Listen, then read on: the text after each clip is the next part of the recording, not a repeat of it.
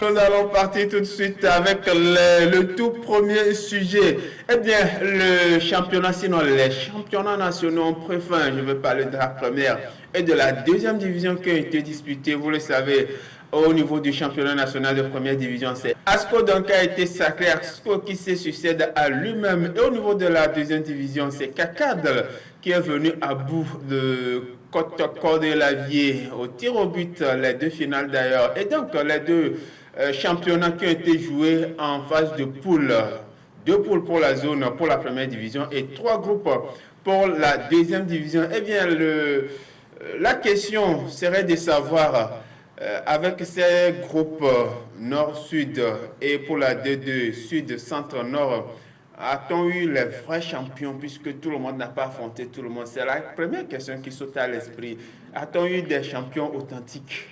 Alors, avant de venir à votre question, c'est comme pour la première division. Oui. On parle de première division, ça fait en finale un but partout. Oui. Et on va dans les séances des tirs au but. En deuxième division, on parle de deuxième division, ça fait deux buts partout. Est-ce qu'on aura la troisième division qui va, si jamais elle est organisée? La question reste entière. C'est juste une petite anecdote. Mais par rapport à votre question, oui, on va dire qu'on a des champions authentiques. Pourquoi? Parce que personne n'a voulu cette situation pandémique. Oui. On est resté, on aurait bien voulu avoir un championnat dans la forme que nous connaissons, oui. Mais n'oublions pas que la deuxième division a été longtemps jouée comme ça. On a juste emprunté ce qui se fait, le format de la deuxième division pour l'imposer à la première division. Parce qu'entre-temps, il y a des déplacements qui ont été interdits au Togo, où il est limité, j'allais dire tout simplement. Et donc, personne n'a voulu cette situation pandémique. On était obligé de faire ça. C'était ça, ou soit il n'y aura pas championnat. Et vous serez d'accord avec moi qu'il faut au moins que le ballon roule sur le terrain. À un moment donné, on a commencé par crier au scandale ici, sur tous les toits, sur toutes les antennes, au cours de chaque émission, que ce soit les week-ends ou en cours de semaine, comme quoi on a véritablement envie d'avoir de la matière. Oui. On veut jouer au football parce que ça se fait ailleurs, on pratique le football ailleurs. Et heureusement, cette saison, il y a eu de l'amélioration, il y a eu beaucoup d'amélioration. On n'avait plus joué notre championnat dans le sable, comme on le voit à l'image. Oui. Maintenant, c'est un championnat qui est joué sur du vert, tout simplement. Vous voyez que tout est vert, le ballon roule sur du vert. Et si vous n'avez pas des chaussures, des godasses adaptées, vous ne pourrez pas jouer ce championnat. On a tout compris que non seulement que ce championnat a été avec un format inédit, oui. Mais il a été l'un des plus attrayants, disons la vérité. Si vous êtes au terrain, nous journalistes, on était au terrain à chaque week-end et vous comprenez véritablement que plusieurs buts oui. Dans chaque zone, que ce soit la première ou la deuxième division, on a constaté véritablement que les joueurs se sont véritablement intéressés à la chose. On n'aurait pas cru qu'ils sont restés à la maison pratiquement un an oui. Sans jouer de championnat. On a vu le cas également avec les éperviers locaux qui sont allés au Chan, ce qu'ils nous ont produit comme prestation. C'était bien, c'était bon à prendre, on devait mettre ça sous la dent. Et donc, pour répondre à votre question, oui, on a eu un champion, ou bien des champions authentiques pour ce championnat-là, parce que oui, personne n'a voulu cette situation pandémique, Régis. Et Félix, aujourd'hui, il y a une note qui est sortie appelant tous les acteurs à se vacciner. Il a évoqué notre situation, bien la situation au niveau des deux championnats découle de cette pandémie, des ravages. Les contaminations sont reparties à la hausse, nous le savons. Mais d'ici la reprise du championnat, avec la note invitant tous les acteurs à se faire vacciner, faudrait-il maintenant aller à un championnat national où tout le monde va jouer contre tout le monde? Ou bien faudrait-il rester dans ce format, comme le disent certains, qui quand même fait économiser les clubs? Oui, il faut dire que ça fait économiser les clubs, mais moi, je reste quand même sur ma soif. A entendu tout à l'heure le chef Edouard. Donc c'est Edouard, ici il n'y a plus question du chef, même si c'est formateur qu'on doit former, mais si on ne se fait pas de cadeaux. Oui, il faut dire que moi je me dis, si on avait eu un championnat ordinaire comme on l'a eu, peut-être on aura d'autres champions, oui. Puisqu'on a vu que quand on revoit ce match-là qui a opposé la SOT et puis ACK à l'aller, je me dis que si c'était un championnat aller-retour du nord au sud, peut-être que ACK ne serait pas à ce niveau où... Il y a eu le retour. Oui, il y a eu le retour. 0-0, 14-0, il y a eu le retour. Oui. Vous avez vu tout ce que ACK ou ASCO ont fait au nord et par rapport au sud aussi, on a vu des clubs qui se sont pointés mais vers la fin, ça n'a pas été cela. pour répondre à votre question, il faut dire, moi je me dis, c'est la meilleure des choses. Il faut vacciner des gens pour qu'on retourne au format à l'ancien. Peut-être que ça va permettre quand même de relever une fois encore des joueurs qui vont se relever, parce que vous avez vu ce championnat-là, n'ont pas suivi ceux du Nord, et ceux du Nord aussi n'ont pas suivi pratiquement ceux du Sud. Peut-être que quand on va revenir à l'ancien, je crois que on peut quand même attirer des recruteurs qui seront un peu partout sur les terrains, à Palimé, à Lomé ou à Sokodé, mais en écoutant le secrétaire général Chris Daké l'autre fois, après la finale de la deuxième division disputée, je me dis qu'on ne serait pas loin de ce format que nous avons utilisé cette année, parce qu'il a dit ils vont quand même retoucher cela, mais ils ne seront pas quand même loin de ce qu'on a utilisé. Moi je me dis il va falloir que la fédération revoie un tout petit peu ce format-là, même si nous sommes dans une situation sanitaire, il va falloir revoir ça, parce que un peu partout dans le monde, on joue un championnat qui oppose les 16 clubs. Ce n'est pas dans un groupe, par exemple, quand nous nous retournons en Europe, ce n'est pas ce que se fait. Il va falloir aussi que nous nous adaptons à cela pour pouvoir donner de la joie à ces jeunes-là qui ont choisi le football. Et ça fait que les championnats ont duré que 2 mois, un peu plus pour la deuxième division. On peut pas dire 3 mois. Oui, c'était un peu court pour les sportifs qui sera encore sévère pour un temps, on suppose. Oui, même moi je me dis que ça ne va pas être un atout pour nos clubs qui seront sur le continent. Physiquement, ils seront diminués par rapport à des clubs qui ont peut-être discuté 25 ou 30 journées dans les jambes. Ça ne donne pas cela. Pour avoir été un ancien joueur, je dis que il va falloir avoir un championnat qui dure dans le temps, et aussi il faut permettre aux supporters de revenir sur le terrain, parce que si vous avez dans les gradins par exemple un supporter, tu te dis qu'il faut donner au moins à 99%. Peut-être que ça peut permettre aussi de révéler d'autres joueurs, puisque ce qu'on a vu cette année-là. D'accord. Oui, Edouard, même si on reprenait le championnat, que ce soit dans ce format qu'on vient de vivre, ou l'ancien, ou le classique où tout le monde affrontait tout le monde, faudrait-il garder ces stades? Parce que vous l'avez souligné, on a joué sur du verre. Alors, faudrait-il choisir des stades sur lesquels vont se dérouler des rencontres, ou bien faudrait-il décentraliser, chacun reçoit chez lui, pour au moins permettre, comme il l'a souligné, le haut public de supporter leur club? À l'heure actuelle, vous avez parlé de la hausse, des cas Covid. Et je vois très mal le colonel Djibril. Mais avec la vaccination, si beaucoup de personnes se font vacciner... Il y a déjà la première dose qui est arrivée, mais... Il y a toujours eu les mesures restrictives auxquelles on a demandé la population de respecter. Donc ça devient extrêmement difficile, même avec la vaccination. Je ne pense pas trop. Oui, je veux bien être sceptique par rapport à cette situation, à moins qu'on nous dise que les cas au Togo diminuent considérablement. Oui, on pourrait envisager un championnat où oui, c'est vrai, ça peut être à huis clos, mais c'est uniquement que pour les équipes, les deux équipes et leur staff. Comme on l'a dit, 40 personnes.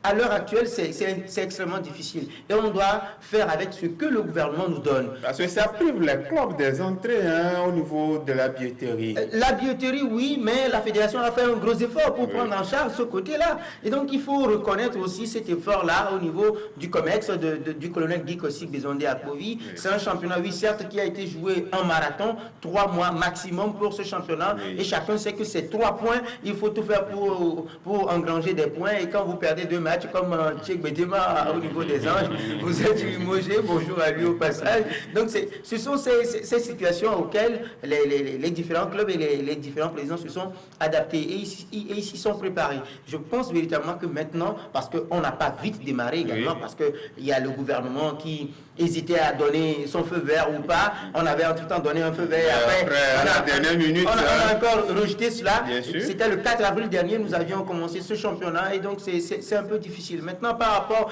je reviens encore une nouvelle fois à cette question de savoir si on a eu de véritables champions. Oui. Prenez le dernier exercice que nous avons fini et qui a été arrêté brusquement par situation covidale oblige, mais c'est toujours les clubs du Nord, à chaque fois. Et donc, parce qu'on se disait peut-être en s'affrontant les uns contre les autres. Ils ont affronté. Oui, au niveau des relégués, peut-être que les relégués auraient pu aussi engranger des points. Prenez le pédigré ou bien les pédigrés des autres. Surtout si on prend Maramata Koroki qui a été recruté. Avant le début de la saison, c'est justement lui avec Togo Foot qui ont écrit des articles, qui ont publié des articles sur ASK et ASCO. La manière dont ils ont fait leur recrutement, le casting des joueurs et les matchs amicaux qui ont suivi. Qu'est-ce que l'AS Togo Port a fait? Qu'est-ce que l'AS OTR a fait en ce moment-là? Qu'est-ce que le Dynamique Togolais a fait en ce moment-là? Et des clubs également, l'entente de Lomé et tout ça. Donc voilà de ces facteurs-là qu'il ne faut pas perdre de vue avant ce début du championnat. Les clubs qui sont aujourd'hui champions, je veux parler de ASK et ASCO au niveau de la première division, se sont bien préparés et ont déclaré leur ambition comme quoi ce sont les titres. Voilà, c'est le titre, accrocher une place qualificative pour le continent, même si l'ASOTR l'a déclaré et puis l'AS Togo Port, on n'a pas véritablement senti cela. Pour aller chercher le titre, il faut se préparer d'avance. Quel genre de joueur avez-vous pour faire cela? Et maintenant, si vous revenez sur le format, vous décrivez un tout petit peu le format comme le dit Félix. Alors, il y a les playoffs.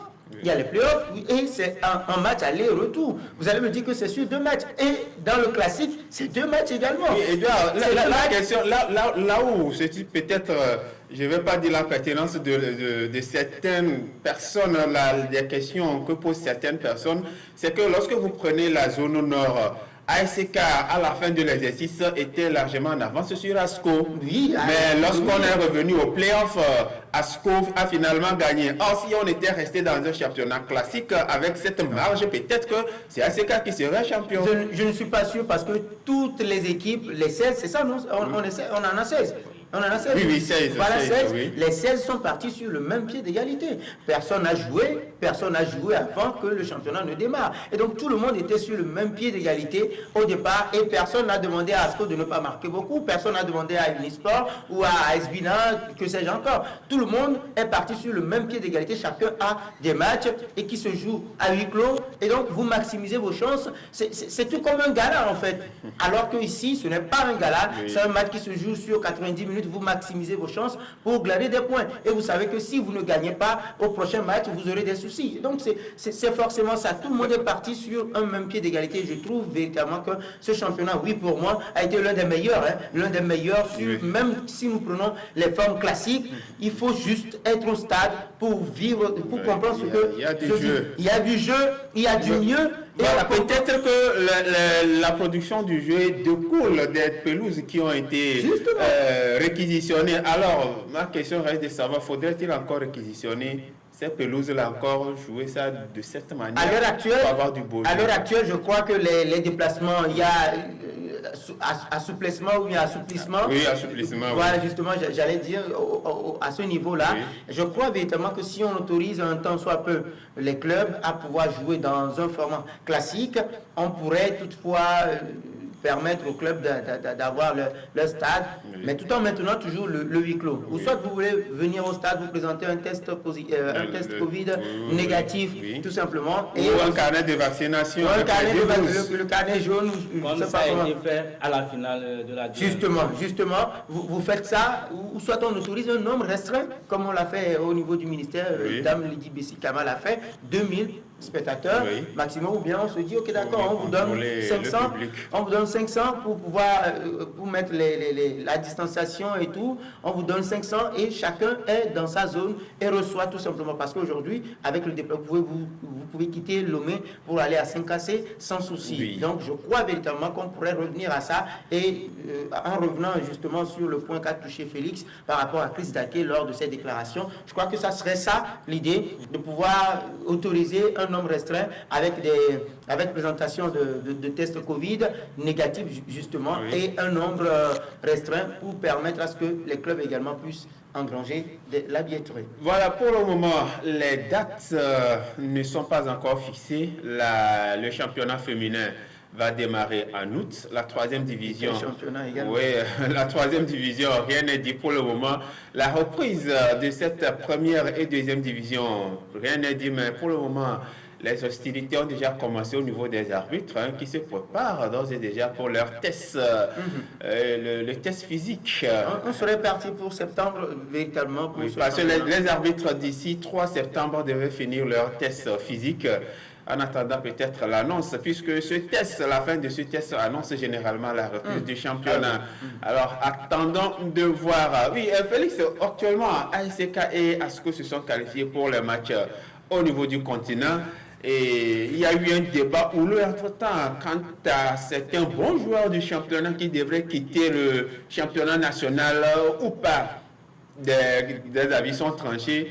Et déjà, on annonce un départ, Richard Nan qui quitte ASK. Bon, buteur, hein. Oui, la question reste de savoir, faut-il encourager ces meilleurs, entre guillemets, à quitter ou bien à rester pour maintenir le niveau du championnat? Moi, je me dis que quand vous êtes un joueur, il faut avoir de l'ambition. Parce qu'après le football, il y a d'autres choses aussi. Il y a la vie après le football.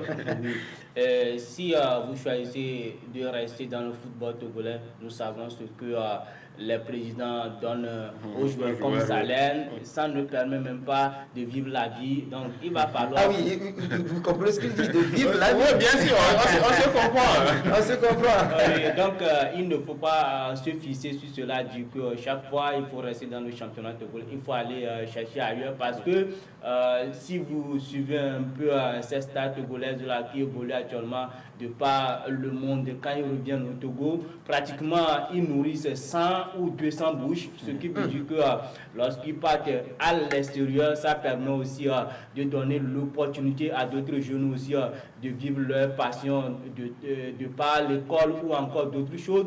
Moi, j'encourage ces jeunes-là à aller voir ailleurs, toutefois en ayant en tête un projet sportif. D'autres aussi qui partent pour des projets financiers et après, ça ne marche pas, ils reviennent à la maison. Je crois, quand vous partez à l'extérieur, il faut dire que vous voulez faire une bonne carrière en foot. Là, ça vous permet aussi de pouvoir quand même donner de l'envie à ces jeunes-là aussi de faire de bonnes choses dans le championnat pour pouvoir trouver mieux ailleurs. C'est pour cela, moi, j'encourage cela. Ça va donner de l'engouement aussi au championnat parce que d'autres vont se dire, si j'arrive quand même à me hisser parmi la jeunesse, ça va me permettre peut-être de trouver un club en France, en Turquie ou encore en Angleterre. En France, il faut les craquer.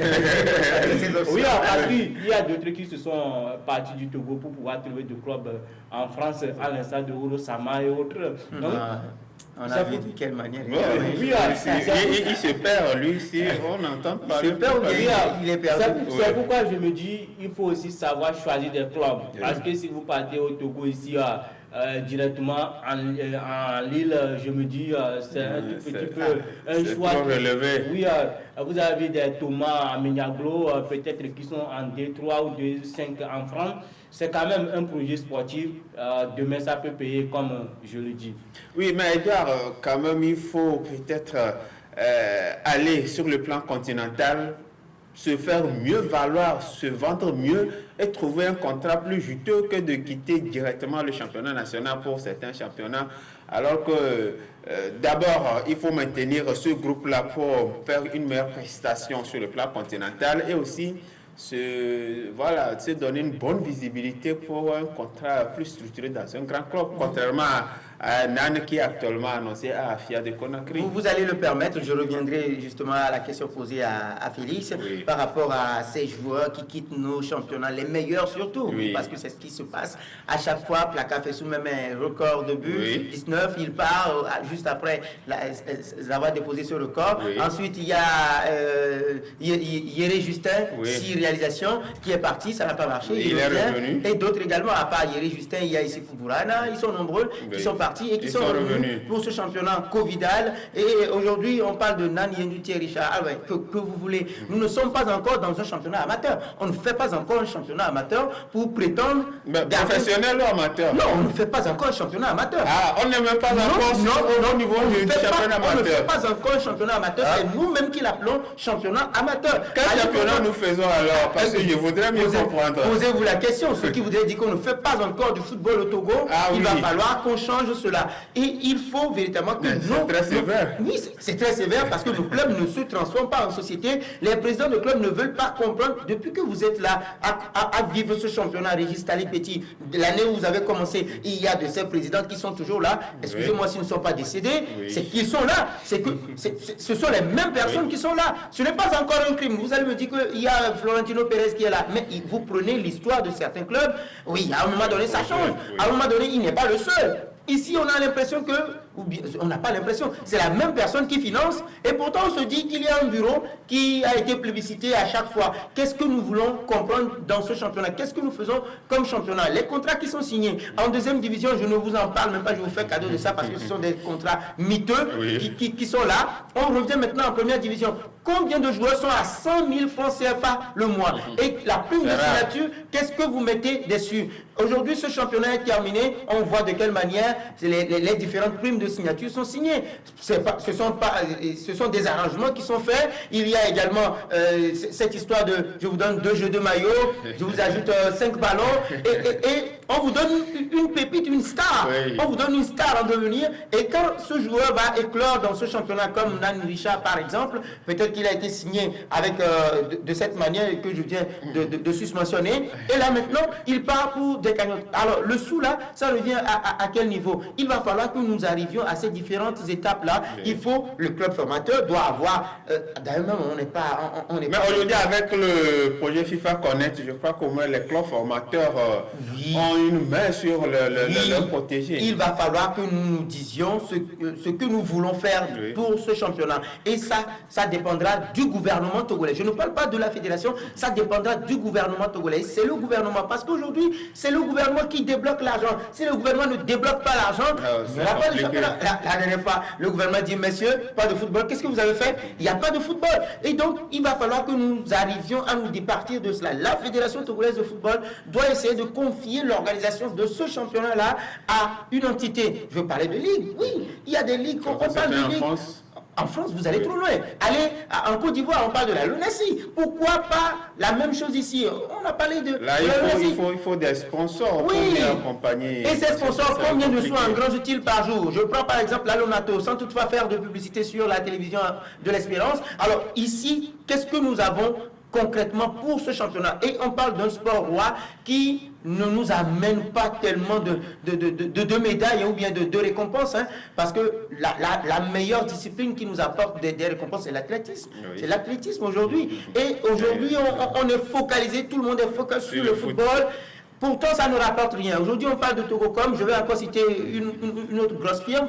Aujourd'hui, quel genre de partenariat avons-nous là-bas? Oui, permettez que les joueurs aillent voir ailleurs. Il faut qu'au moins on ait des projets qui puissent permettre à ces grosses sociétés aussi de faire des retours sur investissement, parce que ce ne sont pas des structures caritatives. Tout dépendra du gouvernement qui accepte l'autorisation, ou bien qui donne l'autorisation à ces entreprises de s'installer au Togo. Il doit avoir une partie de leur recette, je ne sais pas comment ça s'appelle déjà, eux-mêmes ils pourront comprendre, qui sera alloué au football ou bien au sport en général, tout simplement pour permettre véritablement, parce que les gens n'ont pas idée de l'entreprise que génèrent les sports en général. Aujourd'hui, on parle de Fonades, il y a ce projet-là également qui dort tout doucement là-bas.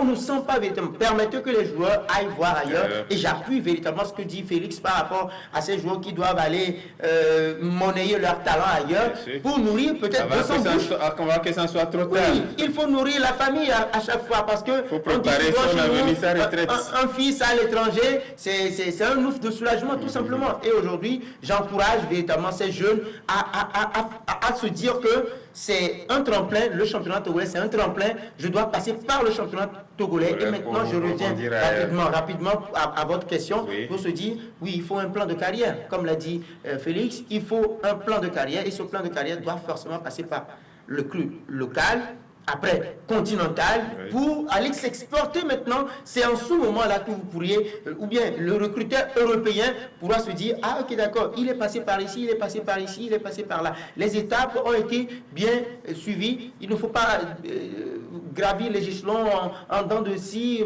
comme vous le voulez. C'est le cas aujourd'hui avec certains joueurs, je ne vais pas citer de nom, qui sont, oui, vous suivez mon regard tout simplement, et qui sont dans la léthargie aujourd'hui. Oui, quand vous prenez certains joueurs, ils sont là.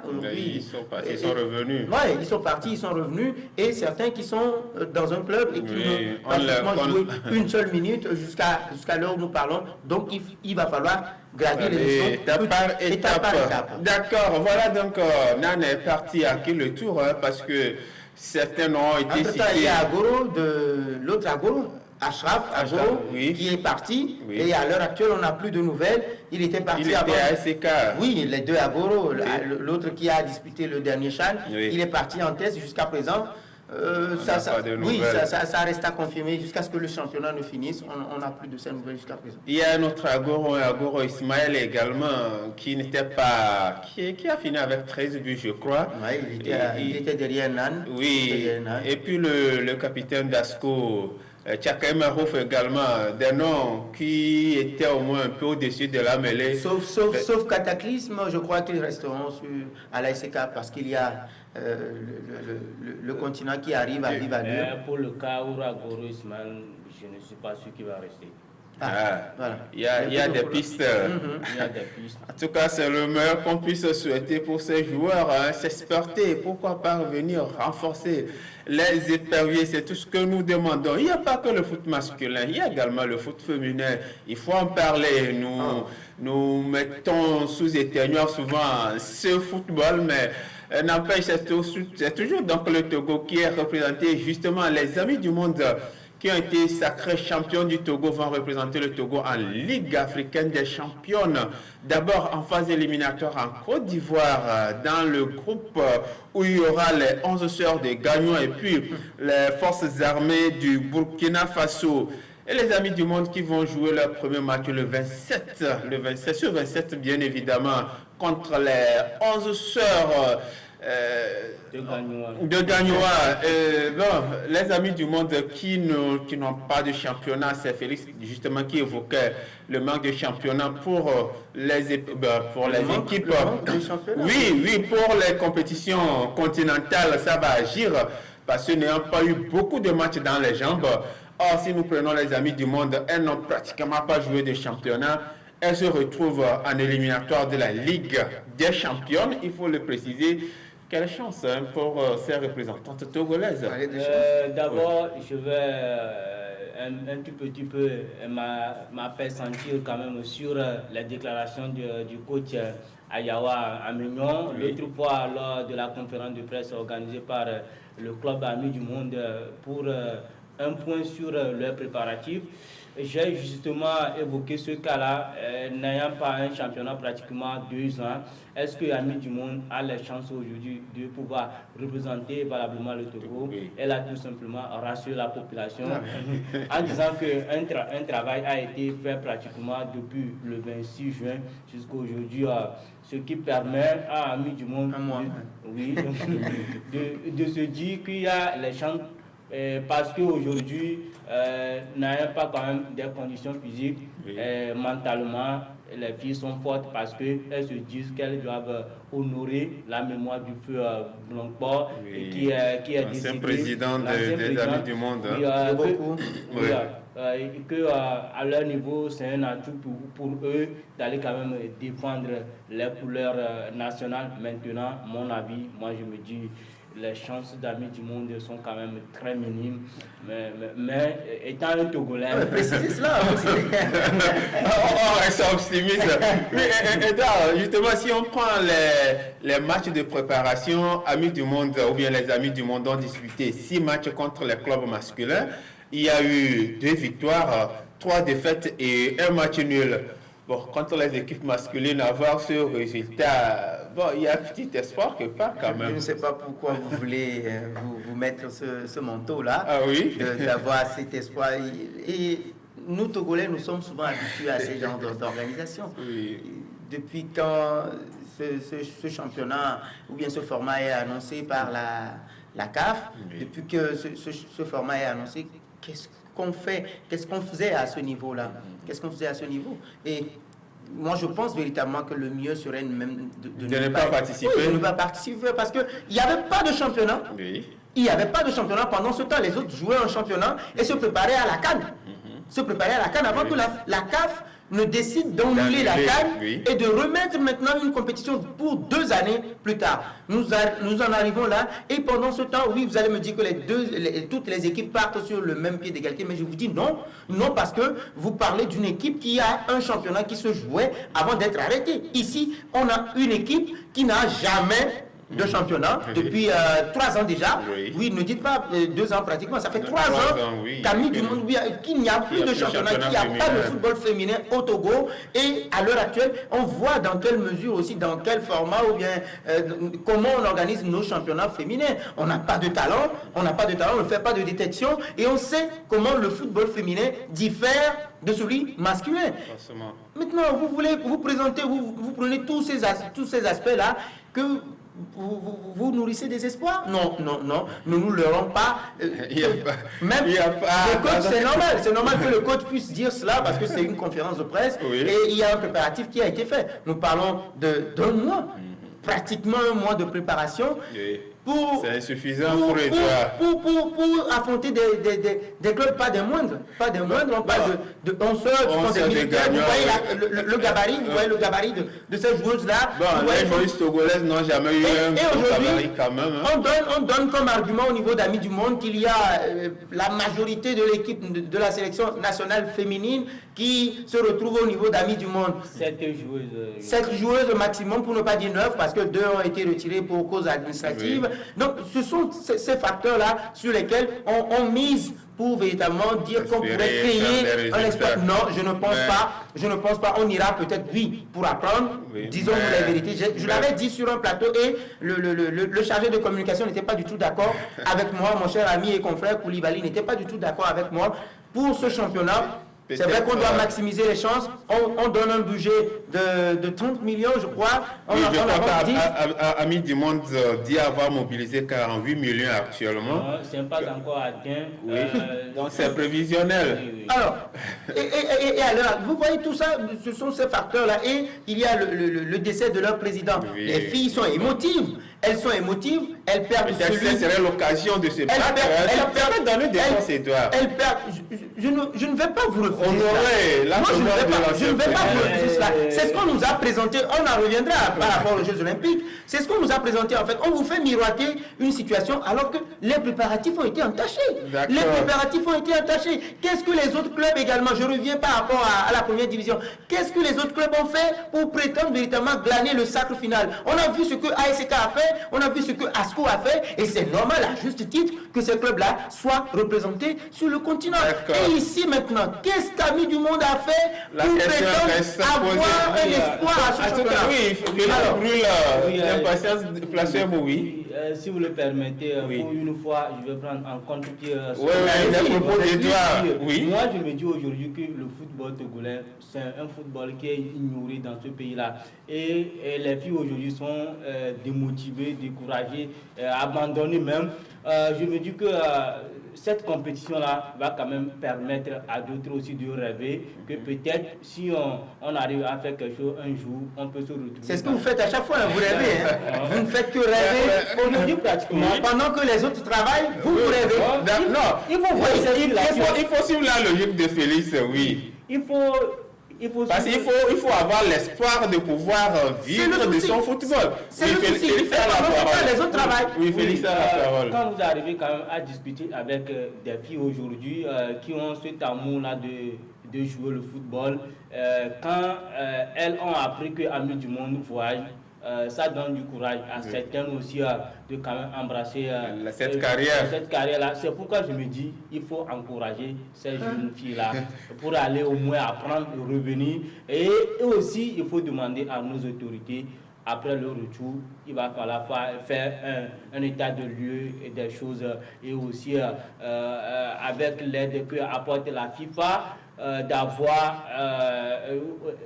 faire un clin d'œil particulier à ce football féminin là. Il ne faut pas qui va démarrer en août, je crois le 8 août, si les dates sont respectées. C'est quel championnat? Oui. Ça, c'est pas un championnat, c'est un tournoi. C'est un tournoi, non, c'est un gala.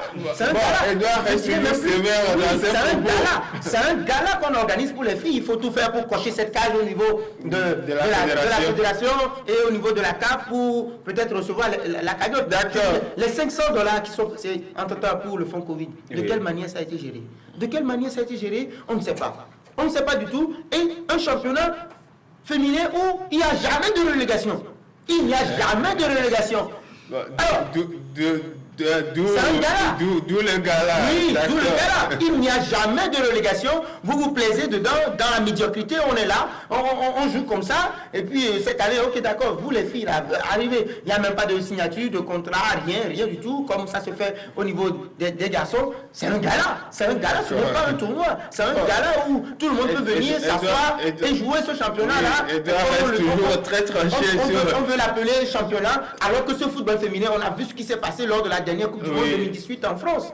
Rappelez-vous ce que ça a donné comme engouement et ce que ça a généré comme sous pour la FIFA. Peut-être, espérons que les filles reviennent. Disons-nous la vérité, Amis du Monde ne pourra faire grand chose là-bas, même si les objectifs du club sont d'aller décrocher les 2 places ou bien une place qualificative.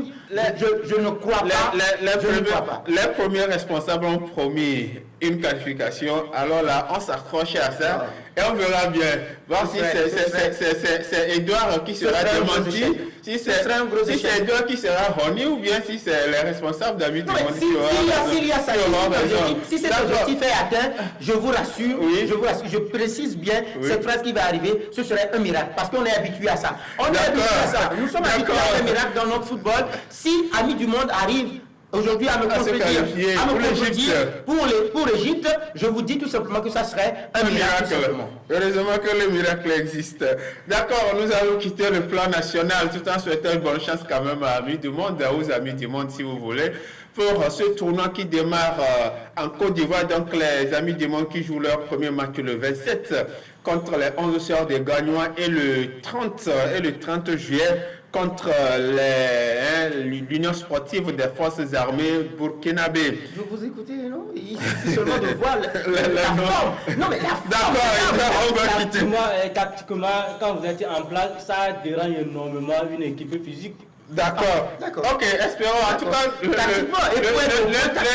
les samedis prochains. Tactiquement, Régis, il faut un championnat. Oui, nous sommes d'accord dessus. Il ne faut pas un gala, il ne faut pas un tournoi. Nous sommes tout à fait d'accord. Il faut des relégations. Oui, il faut démonter.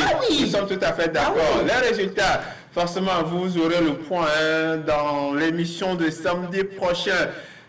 Tombons tout droit en Europe avec le ballon dont nous sommes acculés par l'État. Nous allons faire vraiment rapidement. Cette année, le titre de ballon d'or, les avis divergent là également. Ça fait 2 contre 1. Hein? Oui, non, pas 2 contre 1. Moi, je suis neutre. Après l'émission, ça fait 2 contre 1. Bon, après l'émission, on verra bien.